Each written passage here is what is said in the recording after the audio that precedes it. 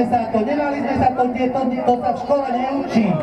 To sa dá naučiť iba takto. A prosím vás, toto bude mať výsledky. Verte tomu, že toto bude mať výsledky. Niečo sa zmení, dneska ste dokázali veľa. To, že tu niekto vyhúľaka, to je úplne v poriadku. To je čaro demokracie.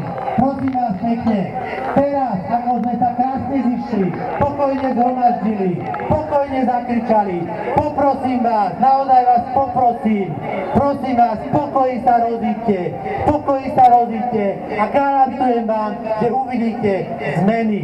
Ďakujem veľmi pekne, považujte toto zhromaždenie za ukončené.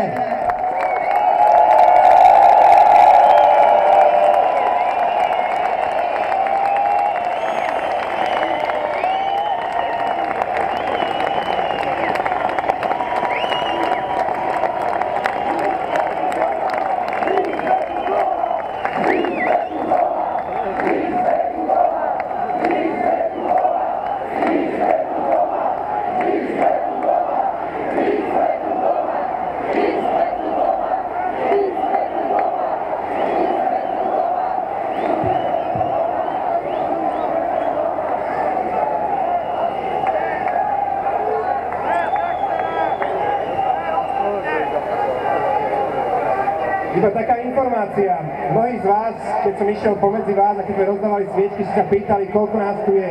Rozdali sme 3600 sviečok a nestačilo.